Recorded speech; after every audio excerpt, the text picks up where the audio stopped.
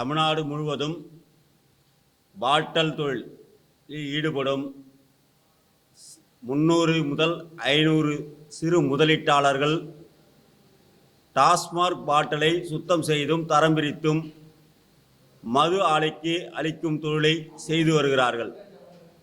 இவர்களை நம்பி தமிழ்நாடு முழுவதும் 5 லட்சம் குடும்பங்கள் வாழ்வாதாரத்தை பெற்று வாழ்ந்து வருகிறார்கள். தற்பொழுது ஜிஎஸ்டி அதிகாரிகளால் வியாபாரிகளுக்கு நோட்டீஸ் அனுப்பப்பட்டு வருகிறது. அந்த நோட்டீஸில் விதி 32(5) படி வியாபாரிகளுக்கு மார்ஜின் டாக்ஸ் பெற்று இதுநாள் வரை வியாபாரம் செய்து வந்தோம். நாங்கள் டாஸ்மாக் நிறுவனத்தில் காலி பாட்டில் பைபேக் பாலிசி ஹைகோர்ட் உத்தரவுப்படி கடந்த ஆட்சி காலத்தில் அமுல்படுத்தப்பட்டது. அமுல்படுத்தப்பட்ட பின்பு டெண்டர் எடுத்தவர்களிடம் எங்கள் வியாபாரிகள் பாட்டில்களை கொள்முதல் செய்து வருகிறார்கள். டெண்டர் எடுத்தவர் டாஸ்மாக் கடைக்கு முழு வரி 18% செலுத்துகிறார். டெண்டர் எடுத்தவர் எங்களிடம் வியாபாரியிடம் முழு வரி 18% பெற்று வருகிறார். நாங்கள் கொள்முதல் செய்து அதை சுத்தம் செய்து தரம் பிரித்து வாகனங்கள் மூலம் கம்பெனிக்கு சப்ளை செய்து சப்ளையர்களிடம் அவர்கள் விதிக்கும் மார்ஜின் பைசா 10 பைசா என்ற அளவிற்கு மார்ஜின் 18 வழங்குகிறார்கள். இதை ஜிஎஸ்டி அதிகாரிகள் சட்டத்திற்கு புறம்பாக இருக்கிறது என்று எங்களுக்கு நோட்டீஸ் அனுப்புகிறார்கள். எங்களுடைய கோரிக்கை அரசுக்கு வைப்பது என்னவென்றால், டாஸ்மாக் நிறுவனம் டெண்டர் எடுத்தவரிடம் 18% பெறும் பொழுது மது ஆலை எங்களிடம் பெறும் பாட்டில்களுக்கு 18% வழங்க வேண்டும். அப்படி வழங்கினால் எவ்வித பிரச்சனையுமின்றி எங்களால் தொடர்ந்து தொழில் செய்ய இயலும். இல்லை என்றால் இத்தொழில் அழிவு நிலைக்கு சென்றுவிடும் என்ற அச்சம் எல்லா வியாபாரிக்கும் ஏற்பட்டிருக்கிறது. இதனால் தமிழகம் முழுவதும் 5 லட்சம் குடும்பங்கள் வேலை வாய்ப்பை இழக்கும் அபாய நிலை ஏற்படுகிறது. எனவே அரசு இது சம்பந்தமாக பலமுறை முறையிட்டிருக்கும். எங்கள் சங்கத்தின் சார்பாக முத்தரப்பு பேச்சுவார்த்தை வேண்டும் என்று. அந்த முத்தரப்பு பேச்சுவார்த்தையில் டாஸ்மாக் அமைச்சர், அவருடைய துறையை சார்ந்த உயர் அதிகாரிகள், வணிக வரித்துறை அமைச்சர், அவர் துறை சார்ந்த உயர் அதிகாரிகள் ஒரு தரப்பாகவும், அனைத்து டிஸ்டிலரி உரிமையாளர்கள் ஒரு தரப்பாகவும், பாட்டல் வியாபாரி நலச்சங்கம் வைத்திருக்கும் எங்கள் சங்கத்தை சார்ந்த நிர்வாகிகள் 6 பேர் கொண்ட குழு ஒரு குழுவாகவும், ஆக 3 பேரும் இணைந்து பேச்சு நடத்தினால் இந்த பாட்டல் தொழிலில் உள்ள அனைத்து பிரச்சனைகளுக்கும் தீர்வு கிடைக்கும் என்பது வியாபாரிகளின் நம்பிக்கையாக உள்ளது. இதை பல மாதமாக பல ஆண்டுகளாக போன ஆட்சியிலும் வலியுறுத்தினோம். செந்தில் பாலாஜி அண்ணகிட்ட, முத்துசாமி அண்ணகிட்ட வலியுறுத்தினோம். ஆனால் அது நடைமுறைக்கு வரல. இப்போ மக்கள் ஆட்சி ஏற்பட்டிருக்கு, மாற்றங்கள் ஏற்பட்டு மக்கள் முதல்வருக்கும் இதை 4 முறை அனுப்பியிருக்கோம் மனுவா. அமைச்சர் விக்னேஷ் அவர்களை நேரடியாக 4 முறை சந்திச்சிருக்கோம். வணிக வரித்துறை அமைச்சர் 2 முறை சந்திச்சிருக்கோம். அவங்க கருணை கொண்டு உடனடியாக முத்தரப்பு பேச்சுவார்த்தைக்கு அழைப்பு விடுக்கணும் என்றதை இந்த கோரிக்கையை நாங்கள் வைக்கிறோம். மேற்கொண்டு எங்களுடைய மாநில பொதுச்செயலாளர் அவர்கள் சில விளக்கங்களை கொடுப்பார். வணக்கம். தமிழ்நாடு பாட்டில் வியாபாரிகள் சங்க மாநில பொதுச் செயலாளர். என் பேர் சிவகுமார். இந்த பாட்டில் தொழிலில் பார்த்தீங்கன்னா கிட்டத்தட்ட 500 குடும்பங்கள் இருக்குது. இந்த தொழிலை தொடர்ந்து செஞ்சு வருகிறோம். இந்த டெண்டர் எடுக்கிறதுலையும் பாட்டில் அதை நாங்கள் எடுத்து தரம் பிரித்து அனுப்புறதுலையும் இந்த ஜிஎஸ்டி பிரச்சனை ரொம்ப நாளாக இருந்துக்கிட்டு இருக்கு. இதை பலமுறை அமைச்சர் இடத்துலையும் மது ஆலைகள் உரிமையாளர்கிட்டையும் பேசிட்டோம். எந்த ஒரு தீர்வு நடவடிக்கை இது வரைக்கும் வரல. இப்போ நம்ம புதிய அரசு அமைஞ்ச உடனே அமைச்சரை 4 முறை சந்தித்து இந்த விஷயமா பேசியிருந்தோம். அதுக்கும் ஒரு சரியான இது இல்லை. இந்த பைபேக் சிஸ்டம் வந்ததுலேருந்து இந்த குளறுபடிகள் அதிகமாக இருக்குது. அதனால் இதுக்கு உண்டான உரிய நடவடிக்கை எடுத்து நாங்கள் வாங்குகிற இடத்துல 18% வரியை கொடுத்துட்றோம். அதே மாதிரி விற்கிற இடத்துல மதுபான ஆலைகளும் எங்களுக்கு 18% வரி கொடுக்கணும். அதே மாதிரி இந்த டெண்டர் முறையில் பல குளறுபடிகள் அதிகமாக இருக்குது. அதையும் சரி செய்யணும். இது தொடர்ந்து நடக்கிறதால வருகிற 28ஆம் தேதி முதல் இந்த பாட்டில் தொழிலை தொடர்ந்து நாங்கள் எங்களால் செய்ய முடியுங்கிறனால எல்லா மாவட்டத்திலையும் இந்த பாட்டில் மதுபான கடைகளில், டாஸ்மாக் கடைகளில் எதுக்குறத நிப்பாட்டி வைக்கிறோம். தொடர்ந்து இந்த பிரச்சனை முடிஞ்சதுக்கப்புறம் அந்த பைபேக் பாட்டில் வந்து எடுத்துக்கலான்னு சொல்லி நாங்கள் சங்கம் முடிவு பண்ணியிருக்கோம். அதனால் அரசாங்கம் இதை ஒரு கோரிக்கையை எடுத்துக்கிட்டு பாட்டில் வியாபாரிகளின் நலனையும் இந்த ஜிஎஸ்டி பிரச்சனையிலிருந்து எங்களை காப்பாற்றுறதுக்கு இந்த அரசு எங்களுக்கு முழு ஒத்துழைப்பை கொடுத்து எங்கள் பாட்டில் தொழிலை காக்கும்படி உங்களை வேண்டி விரும்பி கேட்டுக்கிறேங்க. தமிழ்நாடு பாட்டில் வியாபாரிகள் சங்கம். தமிழ்நாடு பாட்டில் வியாபாரிகள் சங்கத்துடைய முன்னாள் தலைவர் ஆர்வி ஆனந்த். தமிழ்நாடு முழுவதும் காலி பாட்டில்களை 400க்கும் மேற்பட்ட நிறுவனங்கள் பழைய காலி பாட்டில்களை கொள்முதல் செய்து வருகிறோம். தற்பொழுது டெண்டர் முறையில் 18% ஃபுல் டாக்ஸ் வரி விதிக்கிறார்கள். ஆனால் நாங்கள் கொடுக்கும் பொழுது அதற்கு மார்ஜின் டாக்ஸாக மதுபான ஆலைகள் அதை பெறுகிறார்கள். ஆனால் மதுபான ஆலைகளிலிருந்து இதுவரை ஒரு பைசா கூட எங்களது நிறுவனத்திற்கு, குறிப்பாக மதுபான ஆலை உரிமையாளர்களிடமிருந்து எந்தவிதமான வரி விதிப்பையும் எங்களுக்கு தருவதில்லை. கொள்முதல் செய்கின்ற இடங்களில் நாங்கள் கட்டுகின்ற வரியை மதுபான ஆலைகளிலிருந்து பெற முடியவில்லை. எங்களுடைய தலையாய பிரச்சனை என்னவென்றால் இந்த மார்ஜின் டாக்ஸாக நாங்கள் போடுகின்றது தான். அதாவது நாங்கள் ஒரு பாட்டிலை 90 பைசாவுக்கு கொள்முதல் செய்து 2 ரூபாய்க்கு விற்கும் பொழுது 1 ரூபாய் 10 பைசா என்ற அளவிற்கு லாபமாக கணக்கிட்டு அதற்கு வரி விதிக்கிறார்கள். ஆனால் அந்த வரியை மதுபான ஆலை உரிமையாளர்கள் வழங்குவதில்லை. அதனால் எங்களுடைய பிரதான பிரச்சனையாக ஜிஎஸ்டியை மதுபான ஆலைகளிடமிருந்து பெற்றுத்தர வேண்டும் என்ற கோரிக்கையை வலியுறுத்தி வருகின்ற 28/8/2026 முதல் தொடர்ந்து தமிழகம் முழுவதும் உள்ள மதுபான கூடங்களிலிருந்து டாஸ்மாக் பாட்டில்களை கொள்முதல் செய்வதில்லை என்பதை உறுதியான முடிவாக எடுத்துள்ளோம். தொடர்ந்து அதற்கு அடுத்தபடியாக அரசானது வெண்டிங் மிஷின், அதே போல டாஸ்மாக் தொழிலாளர்களை மதுபான பாட்டில்களை வாங்குவது என்று பல்வேறு பிரச்சனைகள் இருந்து வருகிறது. கடந்த 10 ஆண்டுகளுக்கு முன்பெல்லாம் இது போன்ற பிரச்சனைகள் இல்லை. தற்பொழுது இந்த பிரச்சனைகளுக்கெல்லாம் காரணம் இந்த டெண்டர் பாட்டில் என்ற நடைமுறைதான். 9 மாவட்டங்களில் டெண்டர் இல்லாத பொழுது எந்த இடங்களிலும் பாட்டில்கள் எல்லாம் தேங்கவில்லை. இதை கோர்ட் சொல்லுகிறது, நீதிபதிகள் சொல்கிறார்கள் என்று சொல்கிறார்கள். ஆனால் இதற்கு ஒரே தீர்வு என்னவென்றால் பாட்டில்களுக்கு உரிய விலை கொடுத்தால் இந்த பாட்டில் எங்கும் தேங்காது என்பதை உறுதியாக சொல்கிறோம். நாங்கள் 400 வியாபாரிகளும் 4200 கடைகளிலும் கொள்முதல் செய்வதற்கு தயாராக உள்ளோம். பாட்டில்களுக்கு உரிய விலை இல்லாதனால்தான் பாட்டில்கள் சாலைகளிலும் கழிவுகளிலும் தேங்கி கிடக்கின்றது என்பதை தெரிவித்துக் கொண்டு, இது போன்ற பிரச்சனைகளை களைய வேண்டும் என்றால் IAS அதிகாரிகளை மட்டும் எடுத்து வைத்துக்கொண்டு முடிவெடுக்காமல் எங்களை போன்ற வியாபாரிகளையும் கலந்து பேசி முடிவெடுக்க வேண்டும் என்று இந்த அரசை வலியுறுத்தி வருகின்ற 28ஆம் தேதியிலிருந்து பாட்டில் கொள்முதல் செய்வதில்லை என தமிழகம் முழுவதும் புறக்கணிக்கின்றோம். பாட்டில் சங்கத்தின் மாநில இணை செயலாளர், ஒருங்கிணைப்பு குழு உறுப்பினர் கந்தவேல். எங்களுடைய டாஸ்மாக் பாட்டிலில் கொள்முதல் செஞ்சு கழுவி கம்பெனிக்கு அனுப்புகிறோம். இந்த தொழிலில் தமிழ்நாடு முழுக்க 300லேருந்து 500 சிறு முதலீட்டாளர்கள் இருக்கிறாங்க. தொழில் வளர்ச்சிக்காக சிறு முதலீட்டாளர்களை தேடியும் பெருமுதலீட்டாளர் தேடியும் இந்த அரசு போகும்போது இருக்கிற செஞ்சு தொழில் செய்கிற எங்களை காப்பாற்றணுன்ற கோரிக்கையை நாங்கள் பல ஆண்டுகளாக வச்சுருக்கோம்.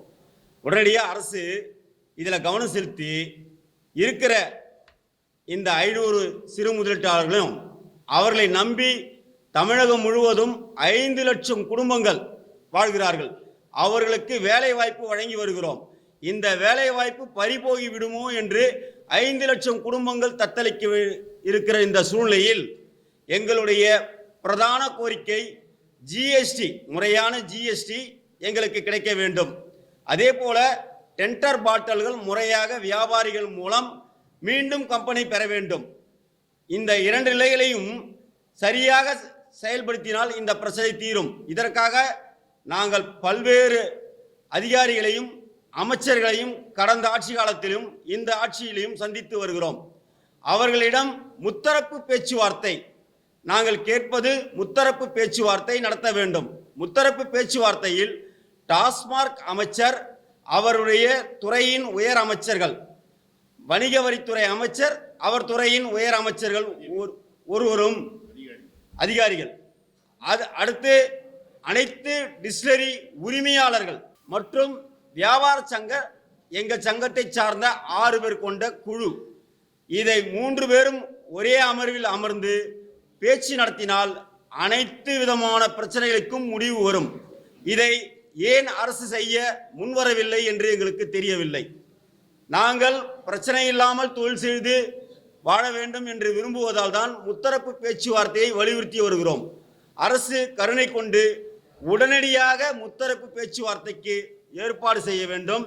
அதேபோல டாஸ்மாக் டெண்டர் பாட்டிலில் உள்ள பிரச்சனைகளையும் தீர்க்க வேண்டும். ஜிஎஸ்டி பிரச்சனையை தீர்க்க வேண்டும். வருகின்ற 28/8/2006 முதல் இந்த பிரச்சனைக்கு எங்களுக்கு தீர்வு கிடைக்கவில்லை என்ற நிலை ஏற்படும் பொழுது தவிர்க்க முடியாத காரணத்தால் எங்களுடைய டாஸ்மாக் கடையில் கொள்முதல் செய்யும் நிலையையும் நாங்கள் கொள்முதல் செய்து அதை சுத்தம் செய்து கம்பெனிக்கு அனுப்பும் விற்பனை நிலையும் ஆக கொள்முதல் விற்பனை 2 நிலைகளையும் நிறுத்துவது என்று சங்க தலைமை முடிவு செய்திருப்பதை உங்கள் மூலம் அரசுக்கு தெரிவிக்கிறோம். எனவே உடனடியாக அரசு இது தலையிட்டு முத்தரப்பு பேச்சுவார்த்தை மூலம் எங்களுடைய பிரச்சனையை தீர்க்க வேண்டும். மேலும் எங்கள் சங்கத்தின் சட்ட ஆலோசகர் அவர்கள் இந்த ஜிஎஸ்டி பிரச்சனை என்ன என்பதை விளக்கமாக இப்பொழுது உங்களிடம் 32/5 நீதிமன்ற உத்தரவையும் விளக்கி கூறுவார். என்னுடைய பெயர் கந்தவேல், மாநில இணை செயலாளர், ஒழுங்கிணைப்பு குழு உறுப்பினர். வழக்கறிஞர், உயர்நீதிமன்றத்தில் வழக்கறிஞராக பணியாற்றுவதான். இப்போ இந்த மார்ஜினல் டேக்ஸ் ஸ்கீமை பற்றி சிம்பிளாக சொல்கிறேன் பாருங்க. இந்த மார்ஜினல் டேக்ஸ்ன்றது பார்த்தீங்கன்னா purchase any material purchase and any material சேல்டு, இதுக்கு இடப்பட்ட இதில் தான் ஒரு பொருள் வாங்குகிறோம் விற்கிறோம். இப்போ உதாரணத்துக்கு அதுலேயே பார்த்தீங்கன்னா காரு, மொபைல் ஃபோனு, ஜுவல் இந்த மாதிரிலாம் போட்டிருக்காங்க. எக்ஸாம்பிளுக்கு இப்போ கார் 1 லட்ச ரூபாய்க்கு வாங்குறோம்னு வச்சுக்கோங்க, 1,10,000 ரூபாய்க்கு விற்கிறோம். அதில் மிஞ்சி போனால் அதிகபட்சம் ஏதோ பாலிஷ் பண்ணுவாங்க செய்வாங்க, ஒரு 2,000 ரூபாய் செலவு போச்சுன்னா கூட 8,000 ரூபாய் காஸ்ட்டு. ஆனால் அந்த 10,000 ரூபாய் லாபத்துக்கு மார்ஜினல் டேக்ஸ் கட்ட சொல்கிறாங்க. ஆனால் இது எங்கள் பாட்டிலில் பொறுத்த வரைக்கும் என்ன விஷயம்னு சொல்லி பார்த்தீங்கன்னா இது புரோக்கன் பிரேக்கேஜ். இப்போ டேக்ஸில் என்னன்னா ஒரு ஒன்ஸ் டேக்ஸ் பெய்டு திருப்பியும் டபுள் டேக்ஸ் பே பண்ணக்கூடாதுன்றது தான் ஜிஎஸ்டியோட ரூலே. அதுதான் அவங்க once any last vendor must be pay the tax, இதுதான் ரூல். இப்போ நாங்கள் ஒரு உதாரணத்துக்கு 100 பாட்டில் வாங்குறோம்னு வச்சுக்கோங்க, டிரான்ஸ்போர்ட் செலவு, பிரேக்கேஜ் செலவு, அதை வாஷ் பண்ணுற செலவு, அதில் ஸ்டிக்கரை நீக்கிற செலவு, இப்போ இதில் பில்லு போட்டு அனுப்புகிறாங்கன்னு வச்சுக்கோங்க ஒரு 100 பாட்டிலுக்கு உதாரணத்துக்கு. இப்போ நாங்கள் பில்லு போட்டு அனுப்பிச்சோம், ஒன்று இது பாக்ஸ் மூலியமாக அனுப்புவாங்க, இல்லை கிரைடு மூலியமாக அனுப்புவாங்க. இப்போ அந்த கம்பெனிக்கு போனதுக்கு அப்புறம் பார்த்தீங்கன்னா அதுலேயும் இந்த பஞ்சிலாம் வச்சு பார்ப்பாங்க, சிப்புடு இருக்கா இல்லை வாஷிங் சரியாக இருக்கா அப்படின்னு சொல்லி ரிட்டர்ன் பண்ணுவாங்க. இது இந்த மார்ஜினல் டேக்ஸ் ஸ்கீம் இதுக்கு எப்படி பொருந்தும் முதல்ல? சரி, அப்படி மார்ஜினல் டேக்ஸ் உதாரணத்துக்கு ஒரு கம்பெனி பார்த்தீங்கன்னா கள்ளக்கோட்டையில் இருக்கும்.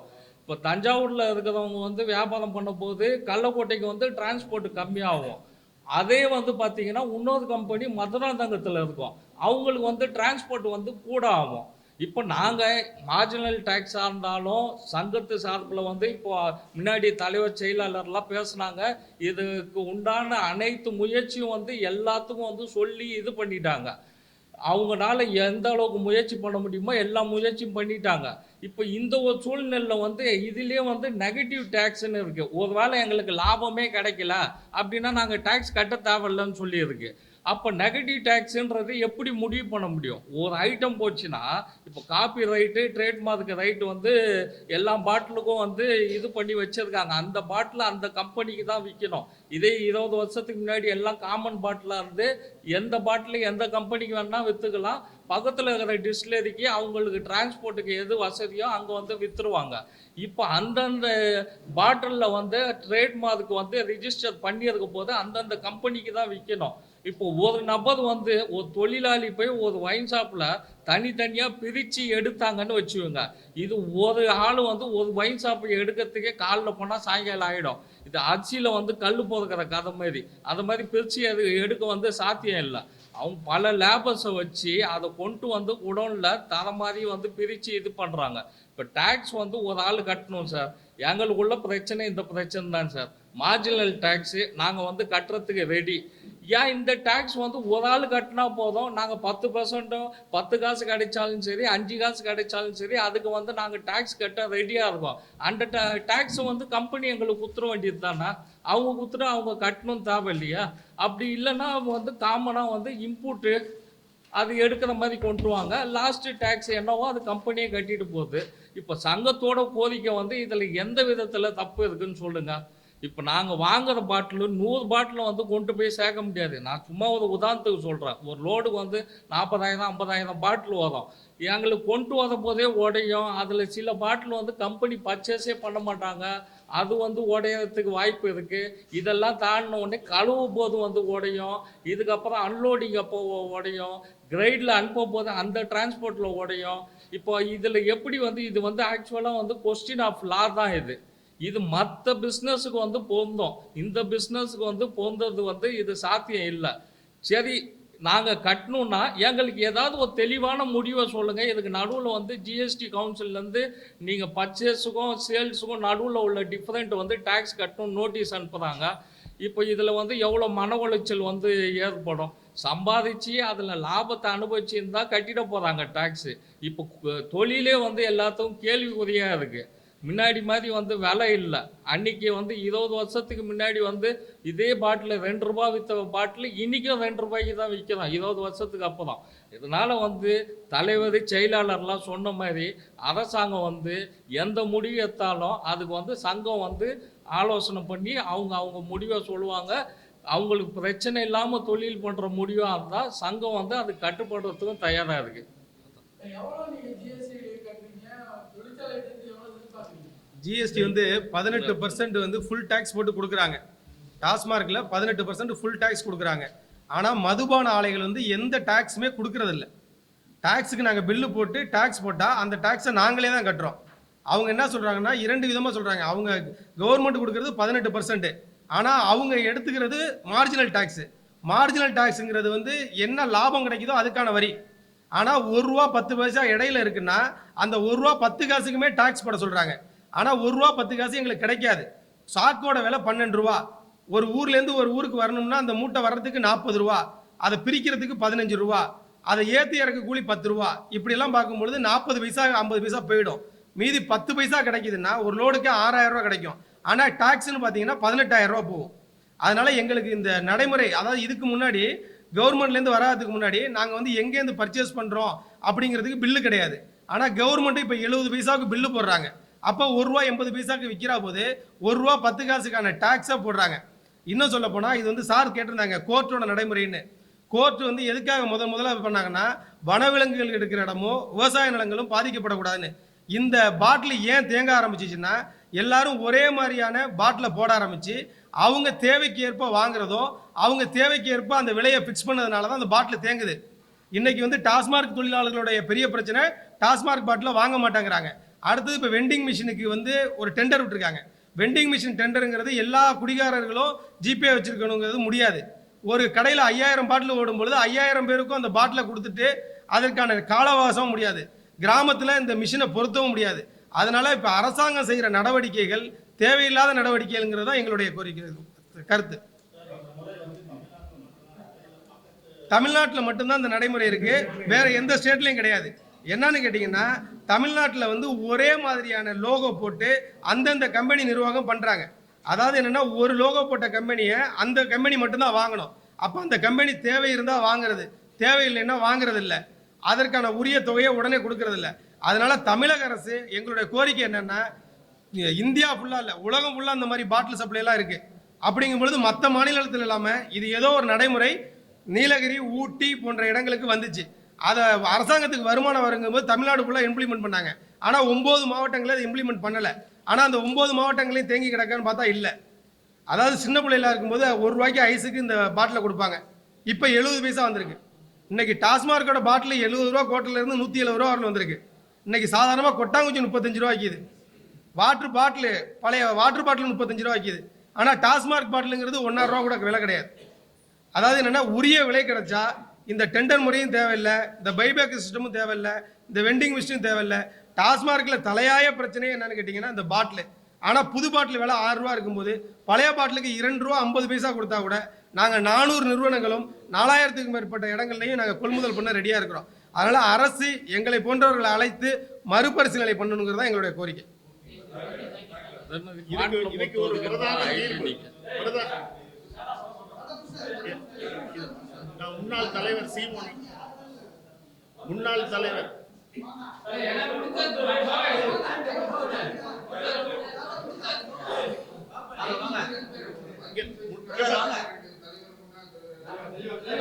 ஒன்று சொல்லிடுறான். தமிழ்நாடு காலி பாட்டில் வியாபாரிகள்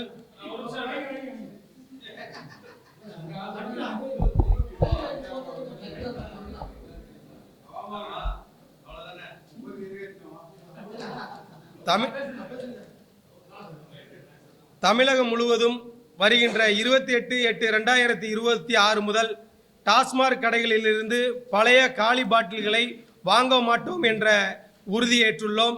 இதற்கு காரணம், நாங்கள் பாட்டில்களை கொள்முதல் செய்யும் பொழுது 18% முழு வரி கட்டுகிறோம்.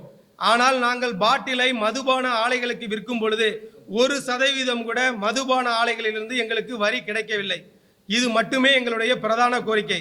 அது மட்டுமல்லாமல் 180 ml 650 ml போன்ற பாட்டில்களுக்கு அனைத்து பாட்டில்களுக்கும் ஒரே மாதிரி விலை, உடனடியான பணம் எங்களுக்கு பட்டுவாடா செய்ய வேண்டும். இந்த பிரச்சனைகளை தமிழக அரசு களைய வேண்டும் என்று டாஸ்மாக் துறை அமைச்சர் மற்றும் உயர் அதிகாரிகள் போன்றவர்களை சந்தித்தும் எங்களுக்கு 3 மாத காலமாக எந்தவிதமான முடிவும் தெரியாத காரணத்தினால் டாஸ்மாக் கடைகளிலிருந்து டாஸ்மாக் பாட்டில்களை கொள்முதல் செய்வதில்லை என்ற தமிழ்நாடு முழுவதும் முடிவெடுத்துள்ளோம். அதே போல டாஸ்மாக் இந்த பைபேக் சிஸ்டம் என்பது தேவையில்லை என்பதும், அதற்கு இப்பொழுது கொடுத்துள்ள வெண்டிங் மிஷின் போன்ற டெண்டர் மிஷின்களில் நிறைய குளறுபடிகள் உள்ளது என்பதையும் தெரிவிப்பதற்கு முத்தரப்பு பேச்சுவார்த்தைக்கு எங்களை அழைக்க வேண்டும் என்பதையும் எங்களுடைய பிரதான கோரிக்கை. சார் பாட்டில் மாதிரி வந்து ஆர்வி ஆனந்த், முன்னாள் தலைவர்.